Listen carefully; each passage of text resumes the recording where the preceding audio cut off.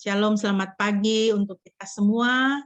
Puji nama Tuhan, kita pada pagi hari ini tiba pada hari raya yang sangat penting di dalam keyakinan keimanan kita, satu pesta rohani yang penuh dengan keagungan dan kemuliaan Tuhan. Hari ini kita boleh memperingati hari Jumat Agung, hari di mana Tuhan kita Yesus Kristus pada puncak karya penebusan, Dia menyerahkan dirinya sebagai ganti kita untuk menerima penghukuman Tuhan atas dosa-dosa kita. Dan di atas kayu salib, Dia menanggung semuanya untuk kita. Dia menjadi kutuk, supaya kutuk di dalam kehidupan kita boleh dilepaskan, boleh disingkirkan. Dia menanggung aib, supaya kita boleh dimuliakan. Bapak Ibu yang dikasihi Tuhan, mari kita akan memasuki ibadah kita pada pagi hari ini, ibadah Jumat Agung ini. Saya mau mengajak kita untuk mengawalinya dengan doa pengakuan dosa. Mari kita berdoa. Bapak Ibu, saya undang untuk menundukkan kepala dan kita berdoa. Bapak Ibu boleh mengikuti doa yang saya ucapkan di dalam hati. Marilah saudara-saudara sekalian dengan rasa sesal dan malu, dan dengan segala kerendahan hati kita mengaku dosa-dosa kita di hadapan Tuhan. Marilah kita berdoa. Ya Yahweh yang Maha Kudus yang penuh kasihan, kami mengaku kepadamu bahwa kami telah bersalah, baik dalam pikiran, perkataan, serta perbuatan, maupun dalam kegagalan kami untuk berbuat baik. Segala kekurangan kami selaku orang percaya, kelemahan iman serta ketidaksetiaan, pelanggaran dan kelalaian, salah paham dan kepudaran pengharapan, pementingan diri sendiri dan perselisihan, kami mengaku kepadamu di dalam nama Tuhan Yesus Kristus. Amin. Saudara-saudara, jika kita mengaku dosa-dosa kita, maka Ia adalah setia dan adil sehingga Ia akan mengampuni dosa-dosa kita dan menyucikan kita dari segala kejahatan kita. Tuhan telah mendamaikan isi dunia dengan dirinya sendiri melalui perantaraan Kristus.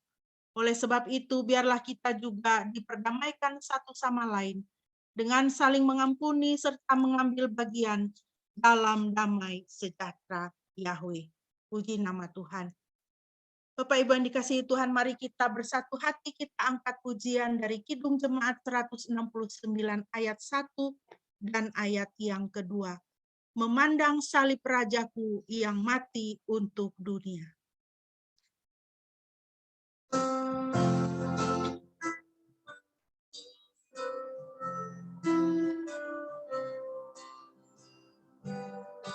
Memandang salib Rajaku yang mati untuk dunia, ku rasa hancur congkakku dan harta hilang harganya.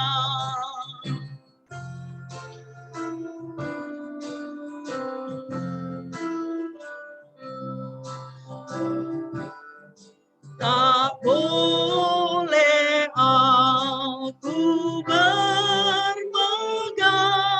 selain di dalam salibmu, ku buang di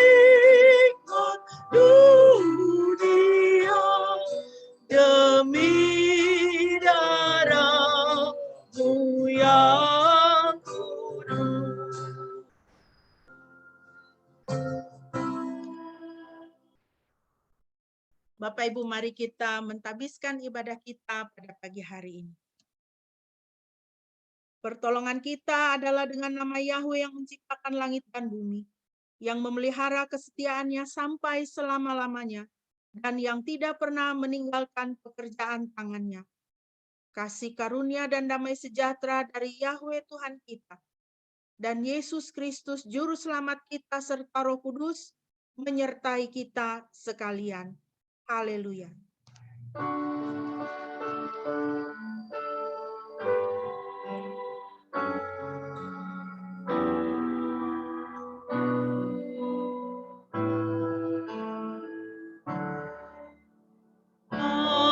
Haleluya, haleluya, haleluya,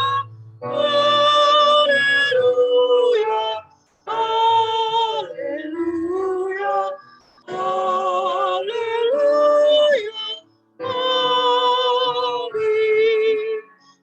amin, amin.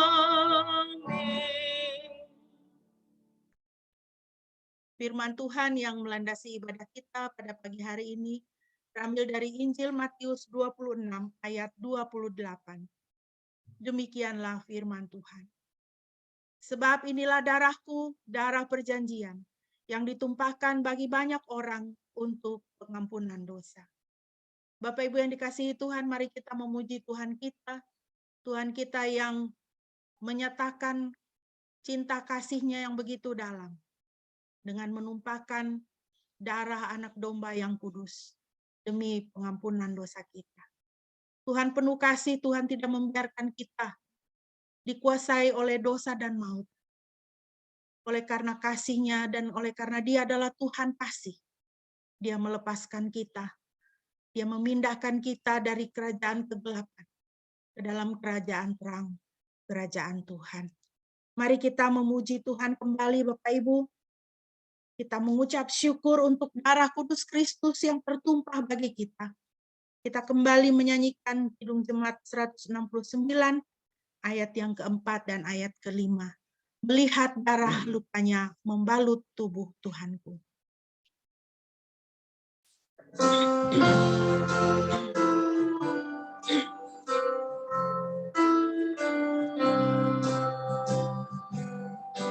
Melihat darah lukanya membalut tubuh Tuhanku, ku mati bagi dunia dan dunia mati bagiku.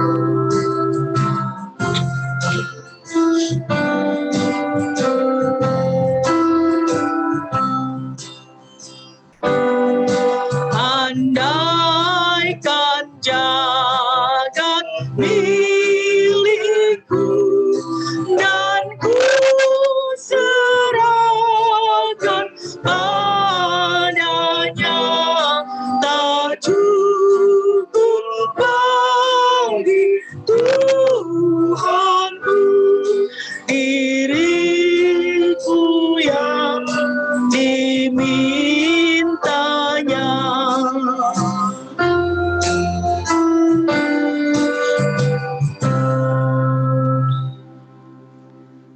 Bapak Ibu yang dikasihi Tuhan, mari kita bersama-sama membaca dari Yesaya 43 ayat 11 sampai dengan ayat 15.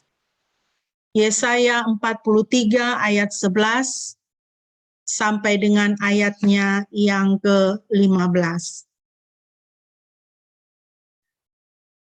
Saya akan membacakan bagi kita. Saya mengundang Bapak Ibu di rumah masing-masing, kita boleh dengan bersuara kita membaca bagian firman Tuhan ini. Mari kita bersama-sama membaca. Akulah Yahweh dan tidak ada juru selamat selain aku. Aku menyatakan, aku menyelamatkan, dan aku menunjukkan bahwa tidak ada ilah asing di antaramu, dan kamulah saksi-saksiku, firman Yahweh, dan akulah Elohim. Ya, dari hari ini akulah Dia, dan tidak ada seorang pun yang melepaskan dari tanganku. Aku akan bekerja, dan siapakah yang akan membalikannya? Demikianlah Yahweh berfirman, penebusmu yang Maha Kudus Israel. Untuk kepentinganmu, aku telah menyuruh Babylon dan membawa turun semua pelariannya, bahkan orang Kasdim yang bersorak-sorai di kapal-kapal. Akulah Yahweh yang Maha Kudus. Akulah Yahweh yang Maha Kudusmu, pencipta Israel, Rajamu, puji nama Tuhan. Bapak Ibu, Tuhan menyatakan, menegaskan bahwa Dia adalah satu-satunya Tuhan penebus yang bekerja untuk kepentinganmu, firman Tuhan katakan. Untuk engkau. Yesaya 43 ayat 14. Untuk engkau, untuk kepentinganmu, aku telah menyuruh Babylon dan membawa turun semua pelarian. Tuhan kita adalah Tuhan yang luar biasa. Biarlah Dia selalu ditinggikan di dalam kehidupan kita. Jangan ada ilah asing di antara kita. Karena ilah asing tidak bisa menjadi juru selamat. Berhala dan patung tuangan tidak bisa menyelamatkan. Hanya Tuhan Yahweh. Dia adalah penebus kita. Dia adalah pencipta kita.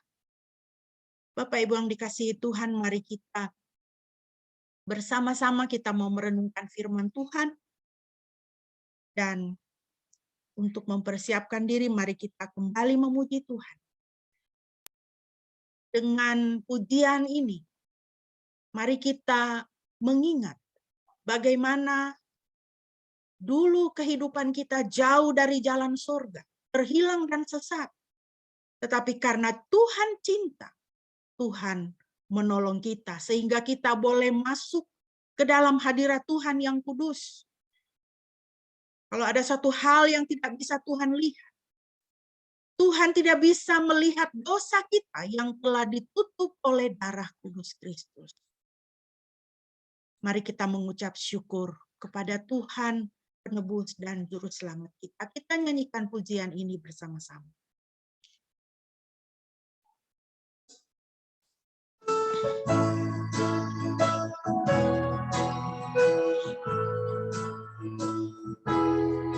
Dulu saya jauh dari jalan surga, orang yang terhilang dan sesat.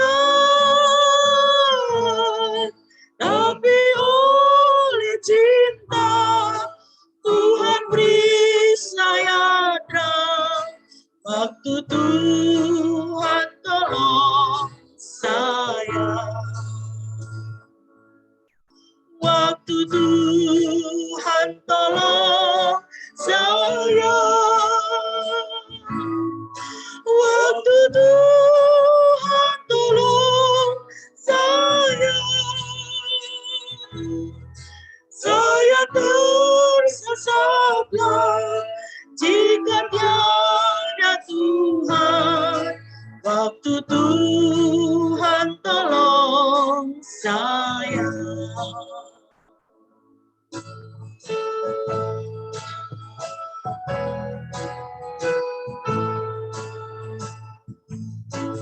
Waktu putus asa, Tuhan panggil saya. Berikan kasih dan kuasa-Nya. Dia menuntun saya kemana jalannya. Waktu Tuhan tolong saya. Waktu Tuhan tolong saya. Waktu Tuhan tolong saya. Waktu Tuhan tolong saya. Saya tersesat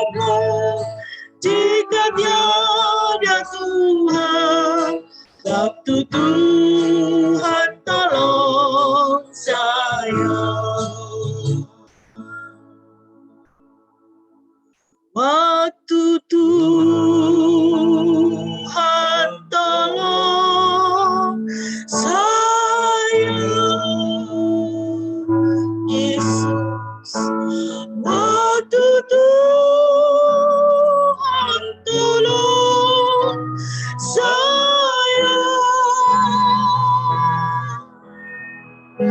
saya tersesatlah jika tiada Tuhan.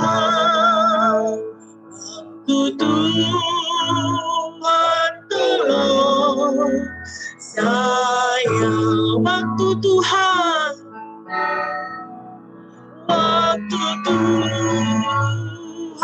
tolong saya. Waktu Tuhan tolong saya, Yesus. Saya tersesatlah jika tiada Tuhan. Waktu Tuhan tolong saya. Kami menyembah-Mu Tuhan, sungguh besar kasih-Mu. Oh Tuhan, ingatkanlah kami Tuhan, betapa kami datang dari tempat yang gelap dan kelam dalam kehidupan, diikat oleh dosa, masa kutuk dan maut. Tetapi Engkau mengasihi kami Tuhan, ketika kami masih menjadi musuh-Mu ya Tuhan. Engkau telah mati di atas kayu salib. Ketika kami masih menjadi musuh-Mu ya Tuhan, tidak cinta kepadamu Tuhan, Engkau telah mengasihi kami terlebih dahulu. Terpujilah kasih-Mu Bapa, terpujilah kasih-Mu Tuhan Yesus, terpujilah darah-Mu yang kudus yang Kau curahkan bagi kami, sehingga kami boleh masuk ke hadirat Tuhan yang Maha Kudus.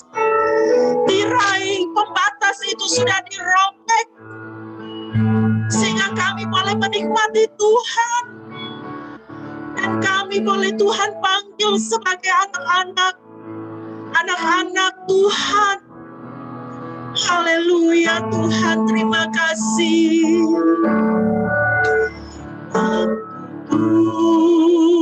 Tuhan tolong saya, oh terpujilah Tuhan tolong saya. Saya tersesatlah jika tiada Tuhan. Waktu Tuhan tolong saya. Haleluya. Amin. Bapak Ibu yang dikasihi Tuhan, firman Tuhan dan doa akan disampaikan oleh Bapak Pendeta. Kami persilakan.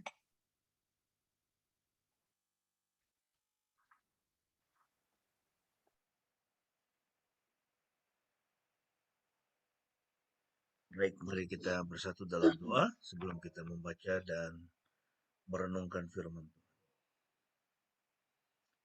Terima kasih Tuhan Yesus, kami yang berdosa, kami yang tidak layak, kami yang terhilang, kami yang tersesat, namun kami yang Kau pandang berharga, sehingga Engkau datang bagi setiap kami untuk menyelamatkan kami. Dan terima kasih karena Engkau mati bagi segala dosa-dosa kami ketika kami masih berdosa. Ketika kami masih jauh dari Tuhan, Engkau sudah menyatakan kasih-Mu kepada kami. Ketika kami masih melawan Tuhan, Engkau tetap mengasihi kami. Karena pada dasarnya, di dalam diri-Mu Engkau adalah Tuhan Sang Kasih itu sendiri. Tuhan yang mengasihi. Tuhan yang adalah agape, mengasihi tanpa syarat. Mengasihi dan berkorban bagi setiap kami. Tidak ada kata yang bisa kami ungkapkan untuk mengucapkan betapa besar Engkau ya Tuhan di dalam hidup kami. Saat ini kami mau membaca dan merenungkan firman-Mu. Kiranya Tuhan memberkati pembacaan dan pemberitaan firman Tuhan pada pagi hari ini. Dalam nama Tuhan Yesus kami berdoa. Amin. Ya, shalom semua saudara. Selamat pagi, selamat hari Jumat. Ya, hari ini kita memperingati Jumat Agung. Ya, kita memperingati kematian Tuhan Yesus ya di atas kayu salib. Baik, sebelum itu saya akan menampilkan satu video pendek untuk kita bisa simak bersama-sama yang menggambarkan peristiwa penyaliban Yesus.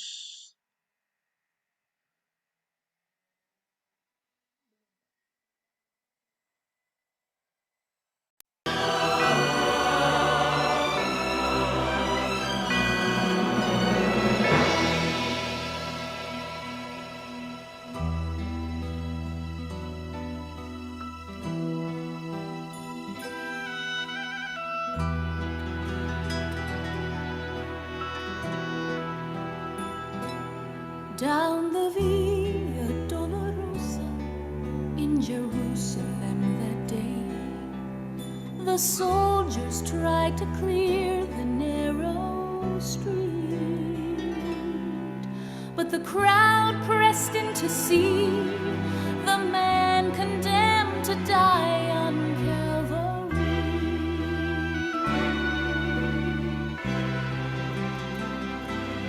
He was bleeding from a beating, there were stripes upon his back, and he wore a crown of thorns upon his head, and he bore with every step the scorn of those who cried out for his death.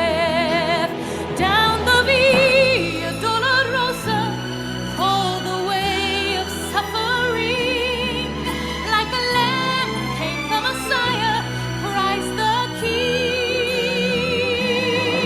But he chose to walk that road out of his love for you and me.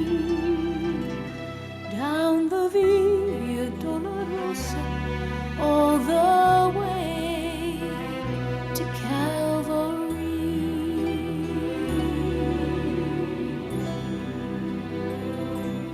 Por la Via Dolorosa, triste día en Jerusalén, los soldados le abrían paso a Jesús,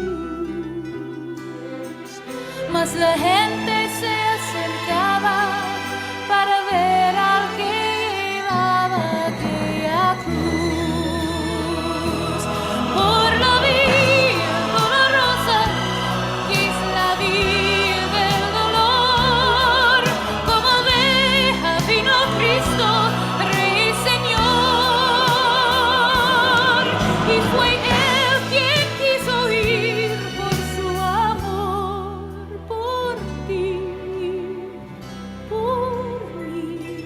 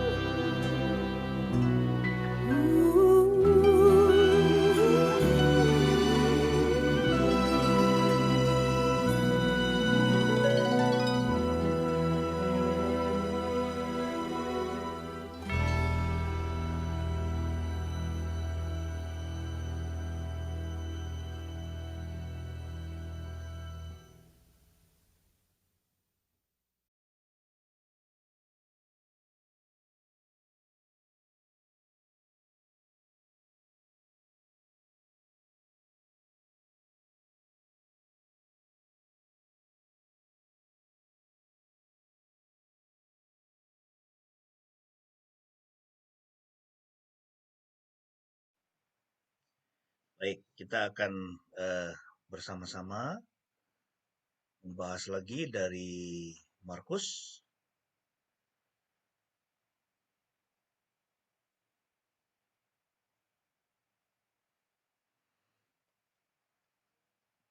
Ya, hari ini kita akan membaca dari Markus 14 ya. Dari Markus pasal yang ke-14.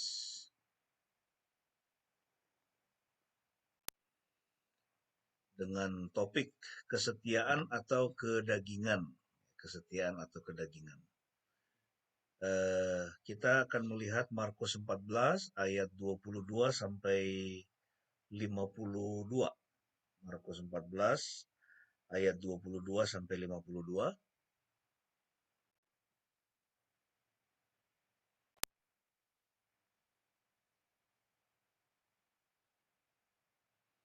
Ya.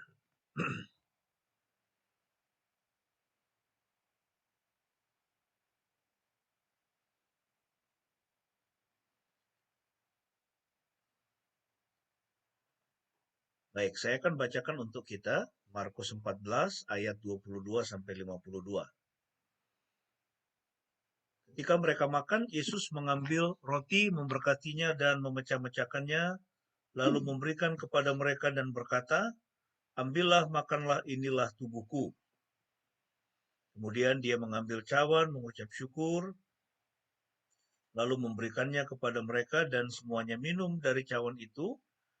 Dia berkata kepada mereka, "Inilah darahku, darah perjanjian baru yang dicurahkan bagi banyak orang.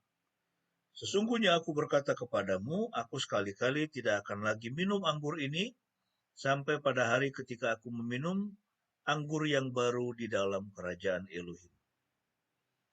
Dan setelah menyanyikan pujian, mereka keluar menuju ke Gunung Zaitun. Yesus berkata kepada mereka, "Pada malam ini kamu semua akan kecewa dan meninggalkanku, karena telah tertulis, aku akan memukul gembala dan domba-domba itu akan tercerai-berai. Namun setelah aku dibangkitkan, aku akan pergi mendahului kamu ke Galilea." Petrus berkata kepadanya, "Sekalipun semuanya akan kecewa dan meninggalkan engkau, tetapi aku tidak." Yesus berkata kepadanya, "Sesungguhnya aku berkata kepadamu, hari ini, malam ini juga, sebelum ayam jantan berkokok 2 kali, kamu akan menyangkal aku 3 kali." Namun dengan lebih bersungguh-sungguh Petrus berkata, "Kalaupun aku harus mati bersamamu, aku sekali-kali tidak akan menyangkal engkau." Semua murid pun mengatakan hal yang sama. Ya, jadi ini bagian yang baru kita baca, itu mengisahkan kembali, yaitu peristiwa di mana Yesus memberitahukan ya bahwa dia akan mati, dia akan meninggalkan mereka, yaitu para murid, dan bahkan dia mengatakan bahwa kamu semua akan meninggalkan aku, kamu semua akan menyangkali aku, ya, tetapi para murid itu mengatakan tidak, ya. Petrus dan murid-murid yang lain itu mengatakan, "Kami siap mati bagimu." Ya, nah kita sudah belajar bahwa Markus ini salah satu topik besar yang dia bahas itu adalah perjalanan menjadi murid, ya, bagaimana menjadi murid Kristus. Nah, lalu kemudian kita lihat ayat 32 ya. Bagaimana Tuhan Yesus mengajak ya beberapa muridnya berdoa di Taman Getsemani. Tibalah mereka di sebuah tempat yang bernama Getsemani. Dia berkata kepada para muridnya, "Duduklah di sini sementara aku berdoa." Yesus membawa Petrus, Yakobus, dan Yohanes bersamanya, dan dia mulai gelisah dan gentar. Dia berkata kepada mereka, "Jiwaku sangat sedih, seperti mau mati rasanya. Tetaplah di sini, tetaplah tinggal di sini dan berjaga-jagalah." Setelah maju sedikit, dia tersungkur di atas tanah dan berdoa, agar jika mungkin saat itu dapat dilalukan daripadanya. Dia berkata, "Aba Bapa, segalanya mungkin bagimu, singkirkanlah cawan ini dariku. Tetapi bukan apa yang aku kehendaki, melainkan apa yang engkau kehendaki." Kemudian Yesus kembali dan mendapati mereka sedang tidur. Dia berkata kepada Petrus, "Hai Simon, apakah engkau tertidur? Tidak sanggupkah engkau berjaga-jaga 1 jam? Berjaga-jagalah dan berdoalah, supaya kamu tidak masuk ke dalam pencobaan. Roh memang berkehendak, tetapi tubuh lemah." Lalu Yesus pergi lagi untuk berdoa dan mengucapkan kata-kata yang sama. Setelah kembali, dia mendapati mereka tertidur lagi, sebab mereka sangat mengantuk, dan mereka tidak tahu harus menjawab apa kepadanya. Pada ketiga kalinya dia kembali, maka dia berkata kepada mereka, "Sekarang tidurlah dan beristirahatlah. Cukuplah, waktunya telah tiba. Lihatlah, Anak Manusia diserahkan ke dalam tangan orang-orang berdosa. Sekarang bangunlah, mari kita pergi. Lihatlah, yang mengkhianati aku sudah mendekat." Nah, jadi kalau di dalam itu perikop sebelumnya, Yesus dia mengatakan bahwa para murid akan meninggalkan dia. Mereka semua akan menyangkali dia.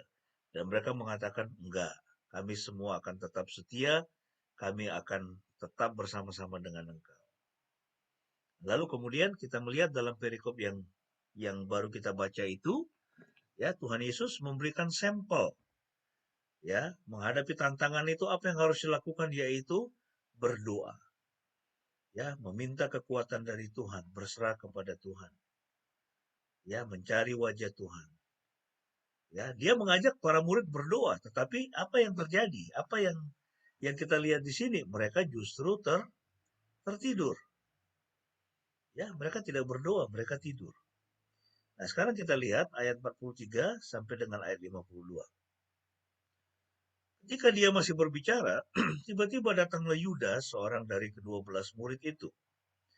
Ada orang banyak bersama dengannya dari imam-imam kepala dan para ahli Taurat dan tua-tua. Mereka membawa pedang dan kayu. Yudas yang mengkhianati Yesus sudah memberi suatu tanda kepada mereka dan berkata, "Siapa yang aku cium, itulah dia. Tangkaplah dia dan giringlah dengan hati-hati." Setelah tiba, ia mendekat kepadanya dan berkata, "Rabi, Rabi."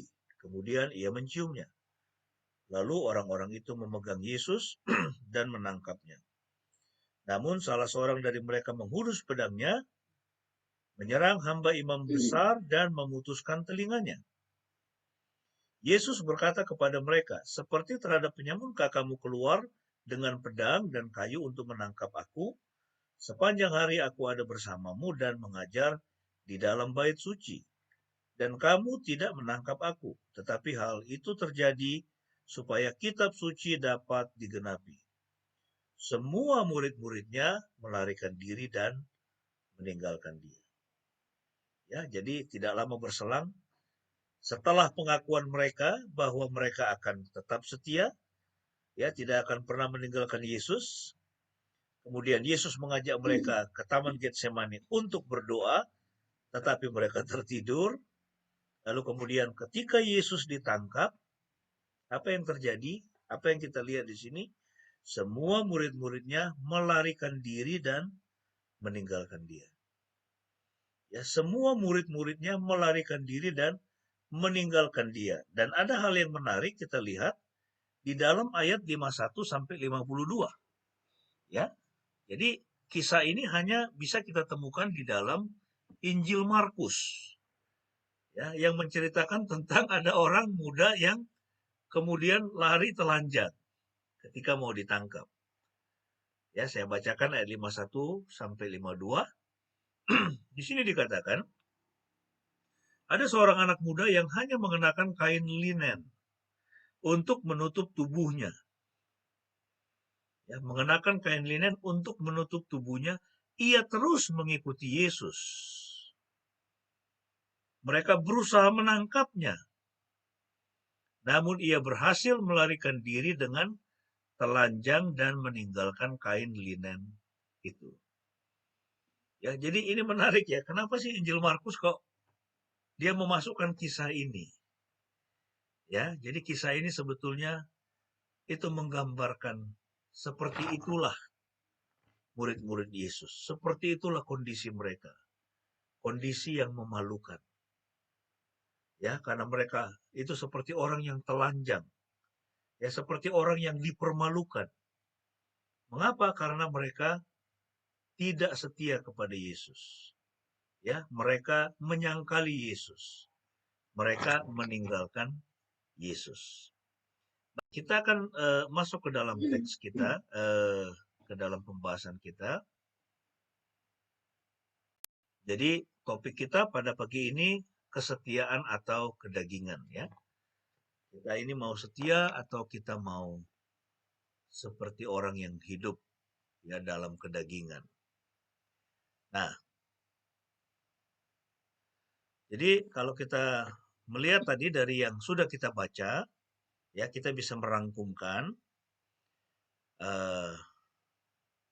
bahwa untuk dapat menjadi murid Kristus yang setia, ya para murid harus bersandar pada kedaulatan dan kehendak Tuhan. Ya. Jadi murid-murid Yesus kalau mereka mau menjadi orang yang setia kepada guru mereka, kepada Tuhan, maka mereka harus bersandar. Mereka harus tunduk kepada kedaulatan dan kehendak Tuhan. Ya, ini kan masalah ini kan. Bahwa banyak orang tidak tunduk, tidak mau tunduk pada kedaulatan Tuhan, tidak mau tunduk pada kehendak Tuhan. Ya, mereka cuma mau supaya kehendaknya yang jadi. Ya. Dia merasa bahwa dia berdaulat atas hidupnya. Tidak. Ya. Tidak ada satupun di antara kita di sini yang berdaulat atas hidup kita. Tuhan sudah menentukan hidup kita. Ya, Tuhan sudah menyatakan kehendaknya atas hidup kita dan kita mesti taat menjalankan kehendak Tuhan itu. Jangan memberontak. Seperti para murid, Yesus kan sudah bilang, kamu semua akan menyangkali aku, kamu akan meninggalkan aku. Ya, Yesus yang adalah Tuhan yang datang dalam wujud manusia, dia tahu apa yang akan terjadi di masa yang akan datang. Ya kan? Tuhan itu kan tidak dibatasi oleh waktu kan? Ya, dia tidak dibatasi oleh waktu masa lampau, masa kini, masa akan datang. Ya, dia sudah tahu apa yang akan terjadi besok, setahun lagi, 10 tahun lagi, dia sudah tahu. Dia sudah ada di situ. Ya, waktu tidak membatasi dia. Dia sudah ada di situ, tetapi kita belum ada di situ. Kita nggak tahu. Kita masih gelap, kita masih meraba-raba. Kita paling hanya bisa meramal atau memprediksi. Ya, tapi kita belum ada di situ. Dia sudah ada di situ. Dia tahu apa yang akan terjadi pada dunia ini besok. Setahun lagi, 10 tahun lagi, 20 tahun lagi. Dia tahu. Dia berdaulat atas setiap peristiwa. Ya, setiap event di dalam sejarah manusia, di dalam kehidupan setiap individu-individu, dia berdaulat. Nah, untuk itu, kalau kita ingin menjadi murid Kristus yang sejati, maka kita harus bersandar pada kedaulatan dan kehendaknya. Ya, itu kedaulatannya adalah bahwa dia berkuasa atas setiap aspek kehidupan kita dan dia memiliki kehendak. Kehendaknya apa? Supaya kita mengenal Kristus. Ya, supaya kita menjadi murid Yesus. Supaya kita melakukan perintah-perintahnya. Itulah semua kehendaknya dan kita bisa temukan itu di dalam Alkitab.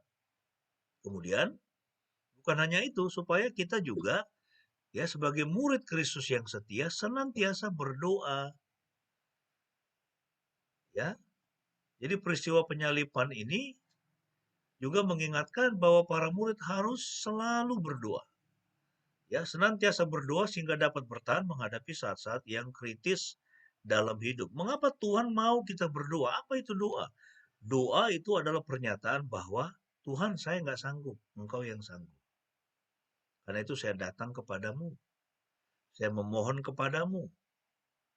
Ya, saya menantikan Engkau. Nah, itu ya. Jadi senantiasa berdoa sehingga kita dapat bertahan menghadapi saat-saat yang kritis dalam hidup ya. Dalam hidup ini kan banyak sekali masa-masa yang sulit yang Tuhan izinkan terjadi. Untuk itu kita perlu berdoa. Ya, berdoa seperti seorang anak meminta kepada bapaknya. Dan kita percaya Tuhan akan dan pasti menjawab doa kita.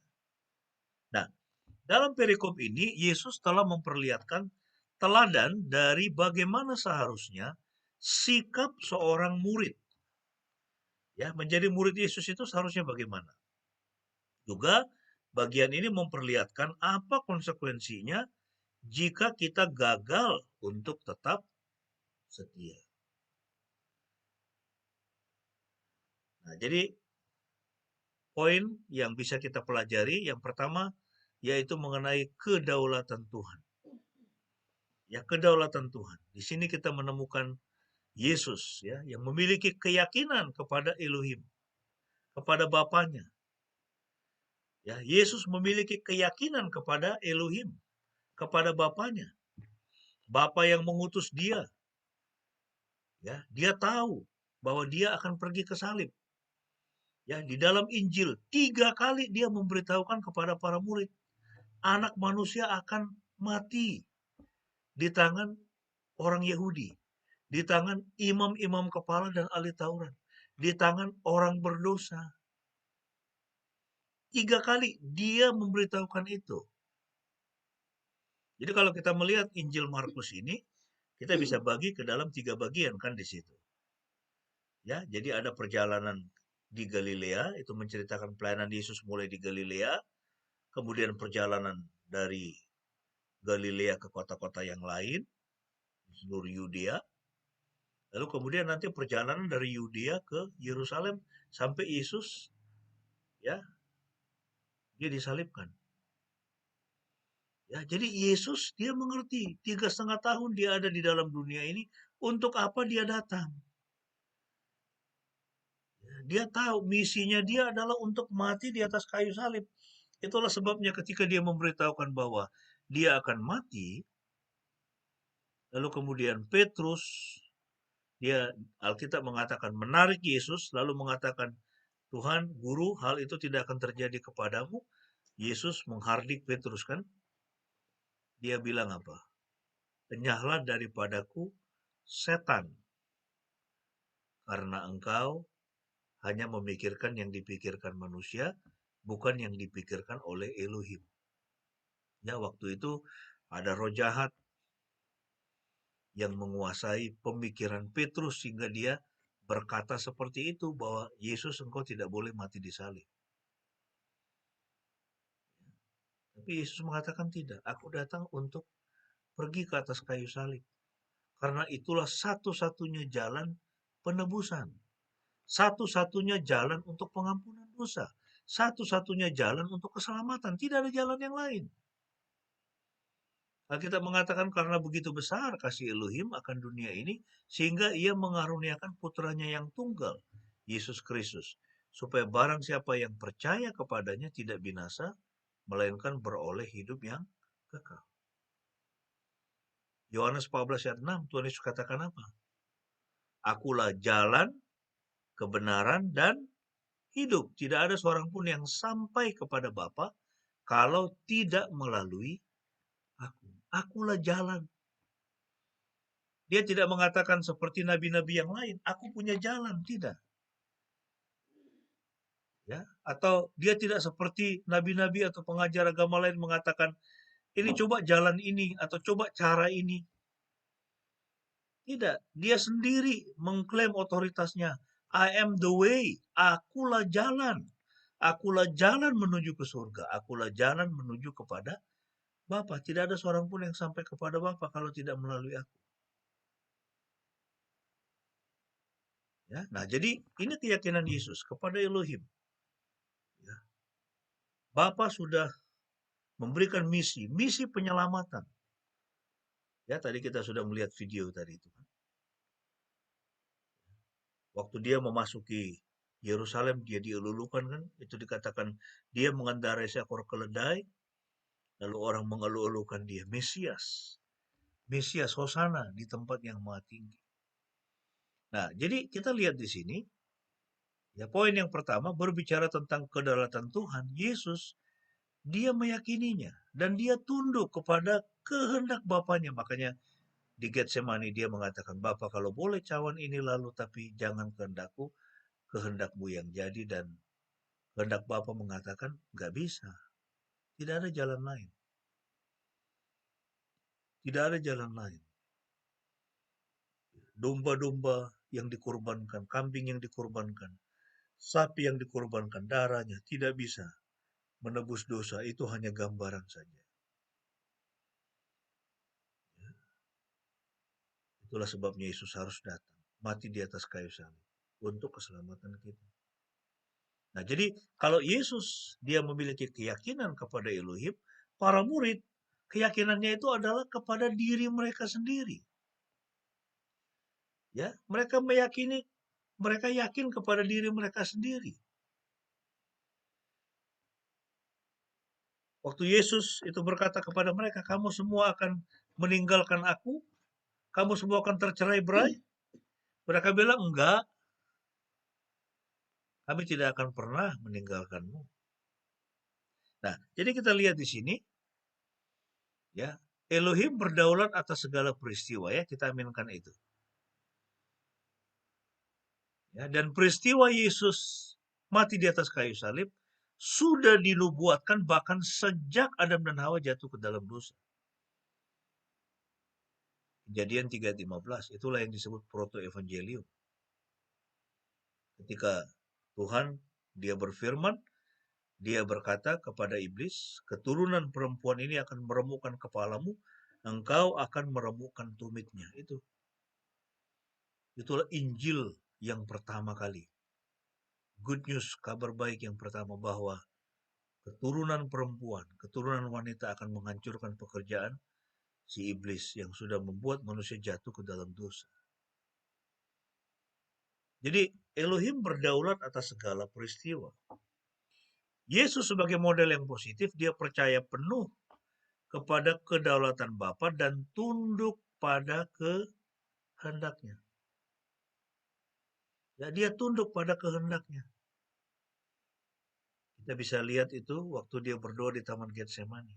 Jangan kehendakku, kehendakmu yang jadi.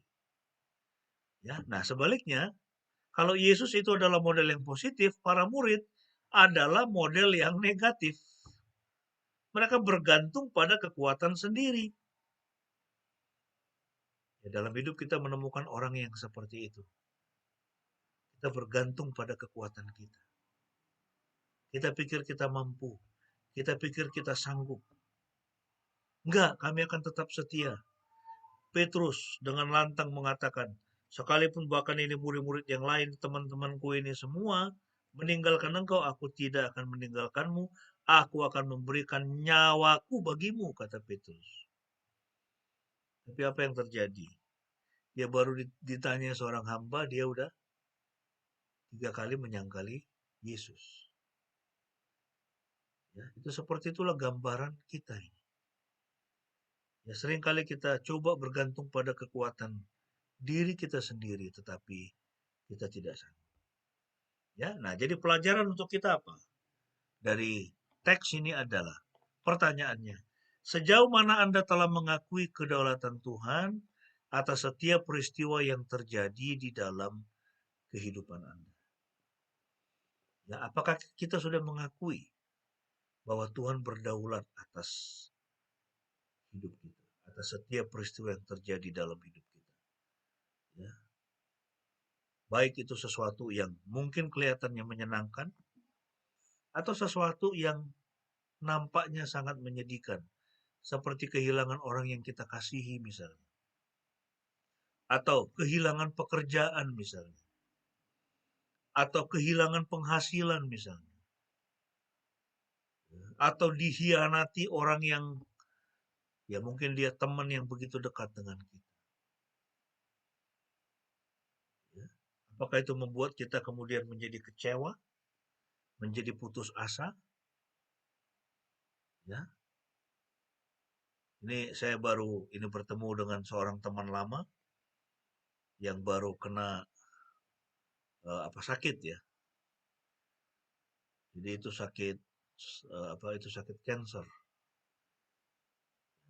sakit kanker, lalu kemudian itu saya jelaskan, itu akarnya apa? Akarnya ini adalah, saya bilang, akarnya ini adalah penolakan, saya bilang.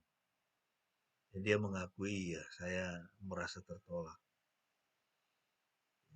Ini saya tidak perlu ceritakan secara detail, karena ini kita rekam.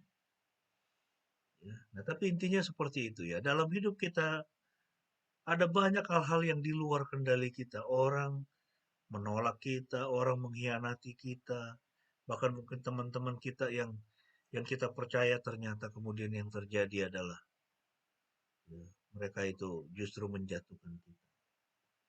Ya, kita akan mengalami, ya, bisa mengalami. Tuhan izinkan saat-saat begitu, tapi ya, kita jangan sampai menyimpan kepahitan. Ya, jangan pernah menyimpan dendam. Ya, itu menyimpan amarah berlama-lama. Lepaskan semuanya. Dan yakini bahwa Tuhan berdaulat atas hidup saya. Dan dia akan memberkati saya dengan caranya sendiri, ya. Saya berulang-ulang itu menyampaikan di sini. Kalau Tuhan bekerja itu, yang selalu terjadi itu apa? Kita akan terheran-heran. Dan kita akan bilang begini, ini bukan saya. Ini bukan saya yang melakukannya. Saya nggak bisa melakukan ini. Tidak mungkin saya bisa melakukan ini. Ini karena Tuhan. Dan kalau kita mengalami Tuhan bekerja di dalam hidup kita, maka kita akan, ya, sampai pada pengakuan bahwa bukan hikmat saya, bukan kepintaran saya, Tuhan, ini karena Engkau, karena berkat. Dan selalu Tuhan itu dia bekerja dari kemustahilan, dari ketidakmungkinan. Dia selalu bekerja begitu. Ya, itu apa firman Tuhan mengatakan apa? Bukan kuat, bukan gagah, tapi oleh karena rohku, kata Tuhan. Ya, dia berdaulat atas alam semesta ini. Kita nggak perlu takut itu terhadap apapun. Ya, kematian Yesus yang dipandang sebagai kekalahan, tapi sebetulnya adalah apa? Adalah sebuah kemenangan. Ya. Itu kan di dalam film apa itu? The Passion of Christ kalau nggak salah, ya. Iblis itu kan, yang digambarkan kemudian setelah Yesus mati itu dia teriak itu. Karena dia dilucuti, dia kalah. Ya, itu kematian Yesus itu justru sudah mematikan pekerjaan si setan. Kenapa? Sengatnya dia, yaitu maut itu, sudah dibayar oleh Yesus. Itulah sebabnya mengapa orang yang di dalam Kristus, kematian itu bagi mereka itu adalah berkat. Orang di dalam Yesus, kematian itu adalah berkat. Kenapa?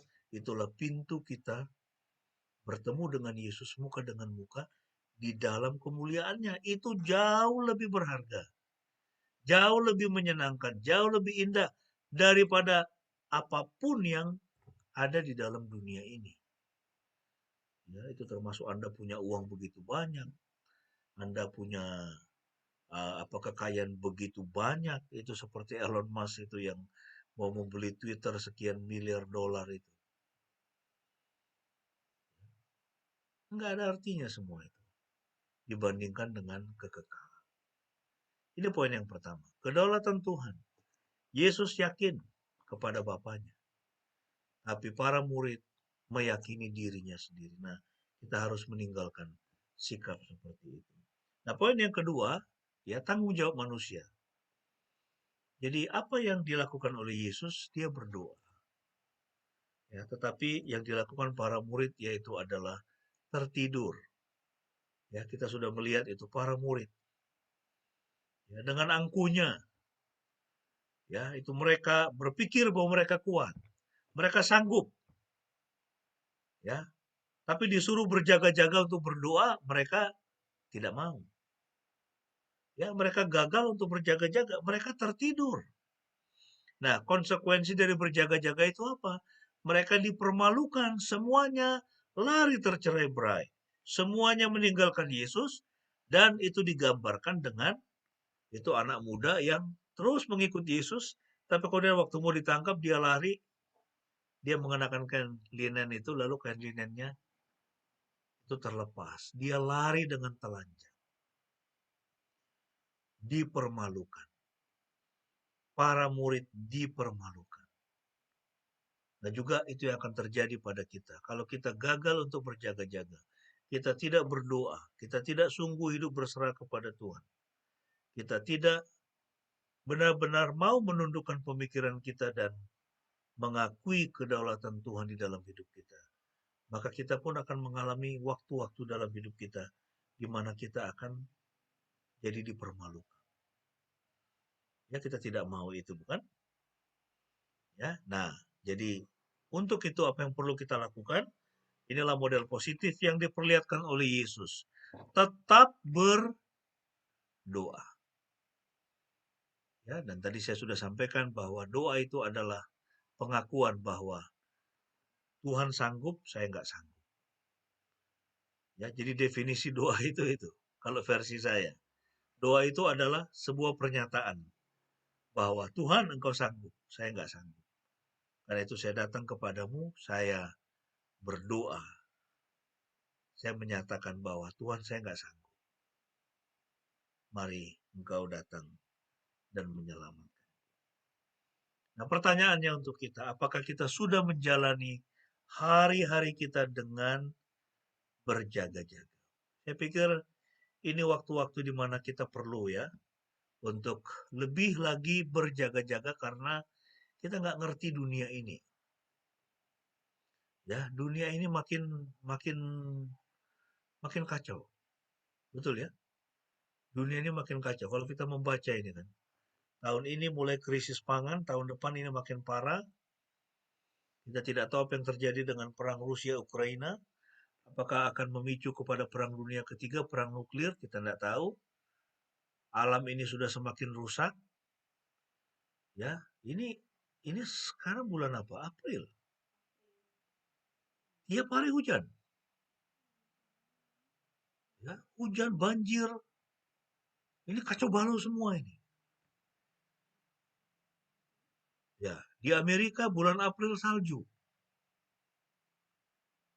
Ya, kita tidak tahu dunia ini akan sampai kapan. Tapi firman Tuhan mengatakan bumi ini akan hilang lenyap.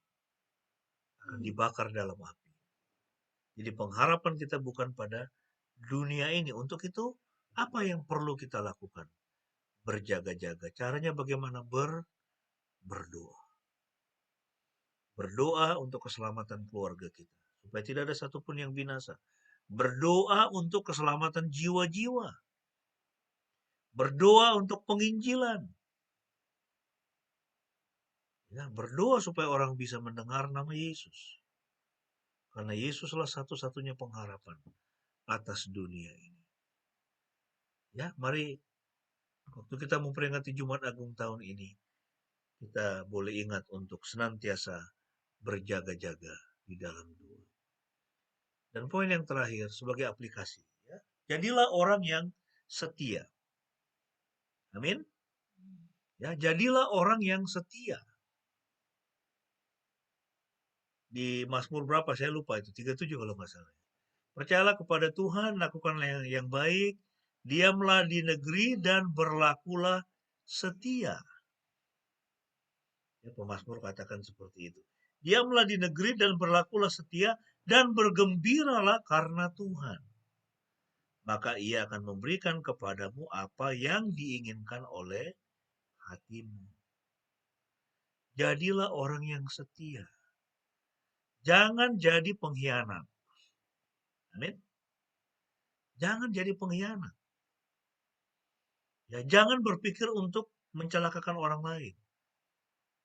Ya, itu harus jadi sesuatu yang kita hindari itu. Ya, kita bikin hidup orang lain susah. Itu namanya Putin ini ya. Dosanya ini ampun-ampunan loh itu. Dia hancurin itu apartemen, rumah, habis kayak begitu.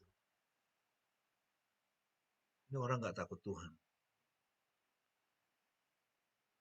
Nah, itu bagaimana kau bisa lakukan itu kepada itu kepada sesamamu manusia. Lihat ya, setiap orang dalam dunia ini, apapun agamanya, apapun rasnya, apapun kebangsaannya, mereka adalah sesama kita manusia. Semua adalah keturunan Adam dan Hawa. Ya kan? Makanya kalau kita lihat Kejadian pasal 1, 2, 3, itu kisah mengenai Adam dan Hawa. Alkitab dimulai dengan kisah mengenai penciptaan manusia pertama, Adam dan Hawa, nenek moyang seluruh manusia. Bukan kisah mengenai Tuhan memanggil Abraham di dalam Kejadian 12. Abraham itu adalah bapak orang beriman, nenek moyang orang beriman. Mengapa Alkitab dimulai dengan kisah mengenai Adam dan Hawa? Itu memperlihatkan bahwa Tuhan itu adalah Tuhan yang universal. Dia untuk semua orang. Dia ada untuk semua orang. Ya kan? Tuhan itu bukan sosok yang rasis ya. Dia untuk semua orang. Dan tidak ada satupun dari kita ini yang bisa memilih kan. Anda mau lahir jadi orang apa? Bisa milih enggak? Bisa milih? Nggak bisa. Saya nggak bisa. Itu memilih, aduh kenapa kok jadi orang Batak ya? Kenapa aku tidak menjadi orang Jerman aja? Atau jadi orang Prancis? Orang nggak bisa pilih kan? Karena itu semua ada di dalam kedaulatan Tuhan. Nah, jadi Tuhan mau kita jadi orang yang setia. Ya, kita percaya penuh pada kedaulatan Tuhan. Ya, yakin bahwa Dia siapkan yang terbaik atas hidup saya dan saya harus senantiasa berjaga-jaga di dalam doa. Ya, nah ini pertanyaannya. Sudahkah Anda percaya penuh pada kedaulatan dan kehendak Tuhan dalam hidup Anda? Ini aja. Ya, kita ingat ini. Ya, kalau belum, ya hari ini naikkan doa yang simple, itu katakan, Tuhan ampuni saya. Kalau saya belum mempercayai hidup saya sepenuhnya pada kedaulatan dan kehendak Tuhan, pagi ini datanglah. Kita belajar dari Yesus. Dia tahu untuk apa dia datang. Misinya untuk mati di atas kayu salib. Ya, dan dia taat. Dia taat kepada misi yang Bapaknya sudah siapkan untuk dia lakukan. Dia taat. Dia taat sampai mati. Alkitab mengatakan bahkan sampai mati di kayu salib.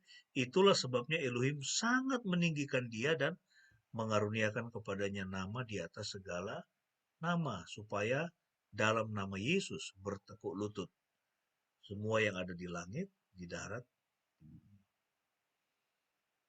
Dan poin yang terakhir, pertanyaan terakhir. Hal-hal spesifik apa yang ingin Anda lakukan untuk menolak kedagingan dan mulai bergantung penuh kepada Roh Kudus. Ya, ini waktu kita berefleksi. Ya, ini mari kita ingat. Ini sepanjang tahun ini, mulai Januari sampai saat ini. Ya. Hal-hal apa yang saya harus mulai meninggalkan? Ya. Hal-hal kedagingan. Hal kedagingan bisa berupa apa? Bisa berubah kekhawatiran. Ya, itu khawatir dengan penghidupan, khawatir dengan ini anak-anak bagaimana nanti ya, uang sekolahnya bagaimana, kehidupan mereka nanti bagaimana, lalu kemudian kehidupan saya bagaimana. Ya, mari kita mulai datang kepada Tuhan. Kita bergantung penuh kepada Roh Kudus seperti Yesus. Ya, dia tunduk kepada Bapaknya. Dan dia mengajari kita untuk berdoa, bergantung penuh kepada Tuhan. Selamat memperingati Jumat Agung. Tuhan Yesus memberkati kita semua. Mari kita tunduk kepala dan berdoa sambil kita mempersiapkan diri kita untuk memasuki meja perjamuan kudus Tuhan. Mari kita berdoa. Kami bersyukur untuk firman-Mu Tuhan yang kembali mengingatkan kami betapa pentingnya kami untuk senantiasa berjaga-jaga,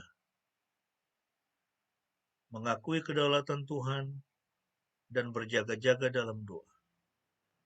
Satu teladan yang sudah Tuhan Yesus perlihatkan sebelum Yesus ditangkap, sebelum Tuhan Yesus disalibkan dan mati untuk menebus dosa.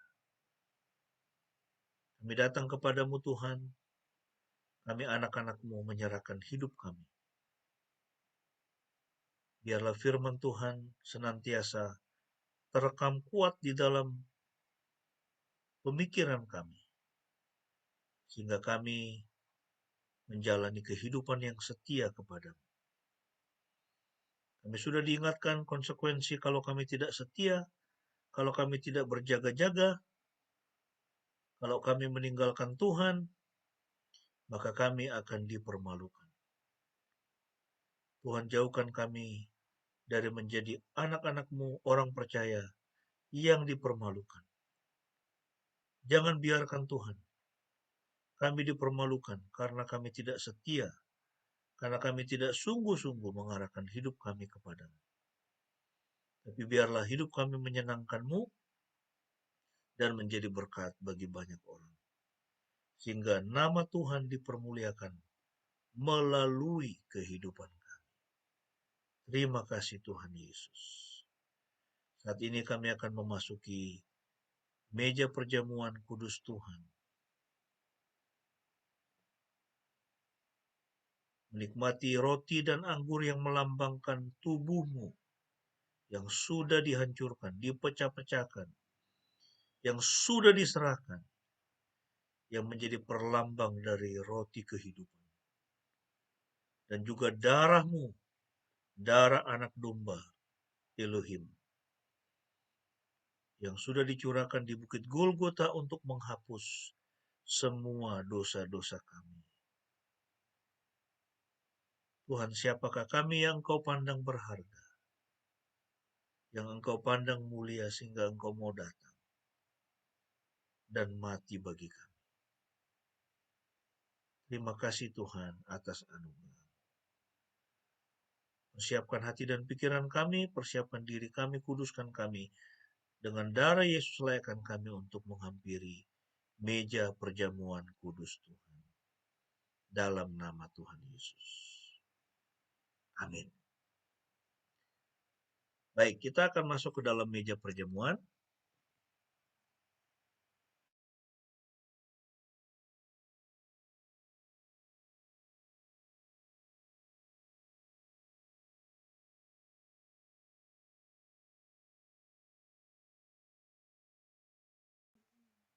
Ya, silakan mempersiapkan roti dan anggurnya.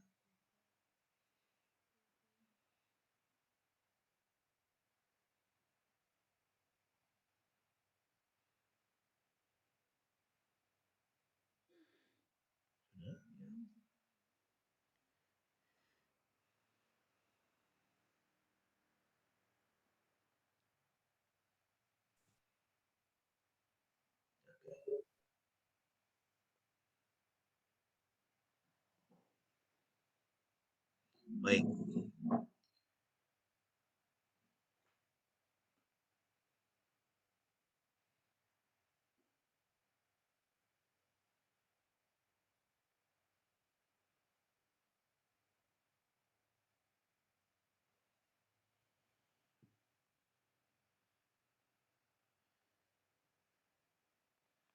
Ya, Tuhan Yesus, pada malam sebelum Ia ditangkap dan disalibkan, Tuhan Yesus mengadakan perjamuan Paskah yang terakhir dengan para murid. Dan malam itu Yesus mengambil roti, kemudian Dia memecah-mecahkannya, dan Dia berkata, inilah tubuhku yang diserahkan bagi kamu. Perbuatlah ini menjadi peringatan akan aku. Mari kita mengangkat roti di tangan kanan kita, sambil mengingat tubuh Tuhan Yesus yang sudah dipecah-pecahkan bagi kita. Dan juga firman Tuhan yang mengatakan bahwa oleh bilur-bilurnya kamu semua sudah menjadi sembuh. Mari kita memakan roti ini dengan penuh pengucapan syukur.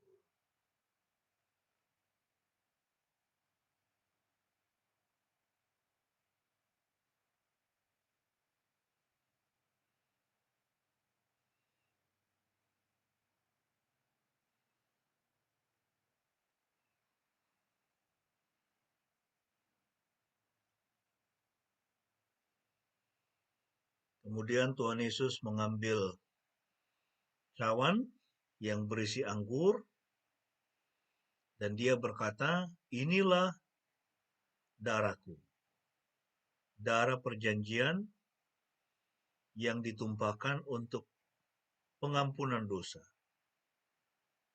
Perbuatlah ini setiap kali kamu meminumnya, menjadi peringatan akan aku. Mari kita mengangkat anggur yang melambangkan darah Yesus dan mengucap syukur untuk darahnya yang sudah dia curahkan, menebus semua dosa-dosa kita.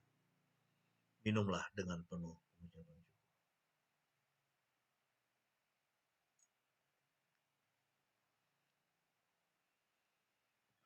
Mari kita berdoa sambil kita menaikkan doa syafaat. Terima kasih Tuhan Yesus, kami bersyukur sekali lagi untuk apa yang Kau sudah buat dalam hidup kami. Bahwa keselamatan kami itu pasti. Pengampunan dosa itu pasti. Surga itu pasti bagi setiap orang yang di dalam Engkau. Kami bersyukur Tuhan. Kiranya Tuhan, hidup kami boleh kami persembahkan bagimu. Kami mau berikan yang terbaik bagimu untuk memuliakan dan menyenangkan hati-Mu. Saat ini Tuhan, kami mau berdoa bagi gereja Tuhan di seluruh dunia ketika merayakan Jumat Agung dan Paskah tahun ini, supaya semua boleh berjalan dengan hikmat, dengan damai, dengan tenang.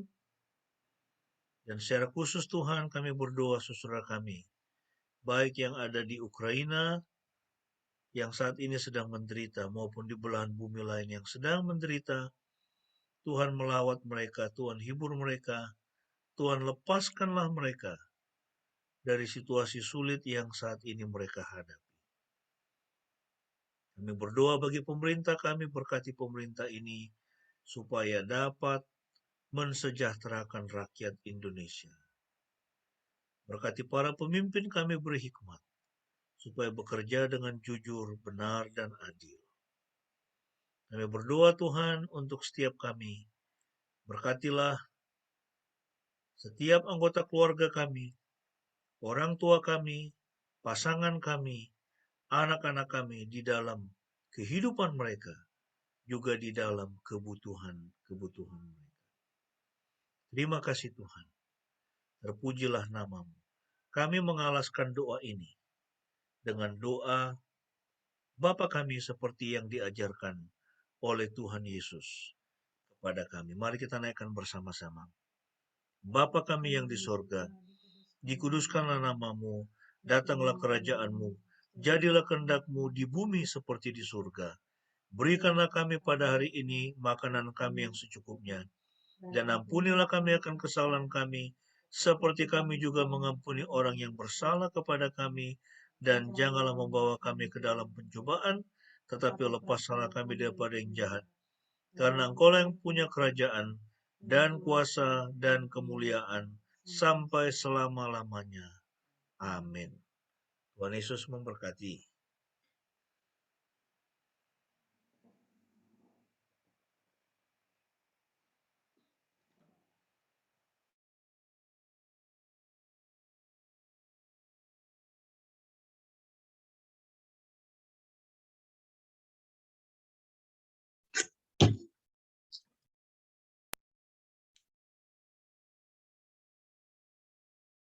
Bapak Ibu yang dikasihi Tuhan, marilah bersama-sama kita mengucapkan pengakuan iman kita di hadapan Tuhan dan sesama.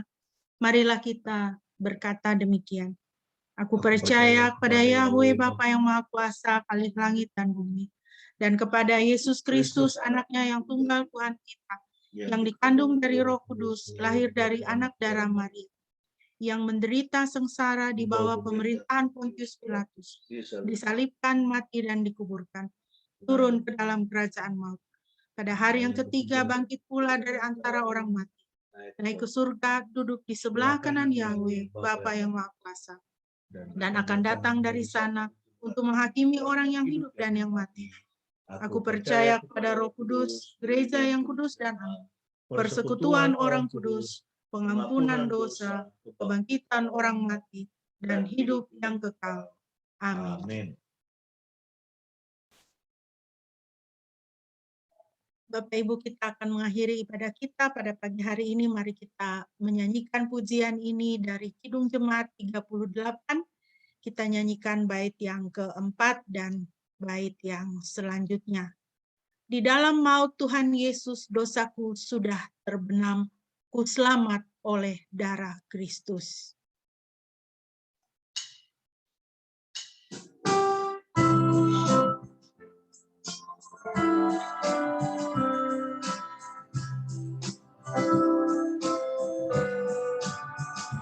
Di dalam maut Tuhan Yesus, dosaku sudah terbenam. Ku selamat oleh darah Kristus, batal hukuman yang seram. Luka hatiku telah sembuh, ya Tuhan, karena rahmat-Mu. Inilah dasar andalanku, biarpun apa ku tempuh. Ya Tuhan, rahmat-Mu berlaku sepanjang jalan hidupku, sampai kekalku pujilah samudra rahmat yang bakal.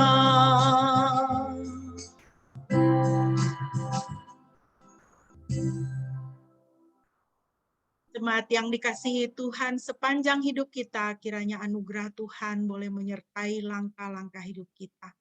Terimalah berkat Tuhan. Yahweh memberkati engkau dan memelihara engkau. Yahweh membuat wajahnya bersinar atasmu dan bermurah hati kepadamu. Yahweh menghadapkan wajahnya kepadamu dan memberi engkau damai sejahtera.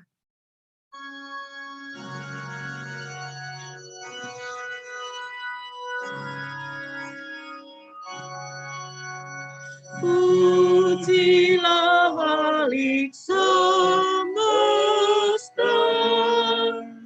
sumber segala kurnia. Surga dan bumi puji terus Sang Bapa, Putra, Roh Kudus. Amin.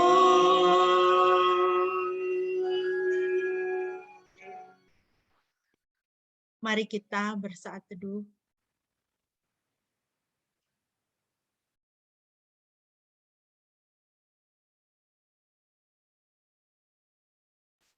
Amin. Demikian Bapak Ibu, ibadah kita pada pagi hari ini telah selesai. Tuhan memberkati kita semuanya. Shalom. Shalom.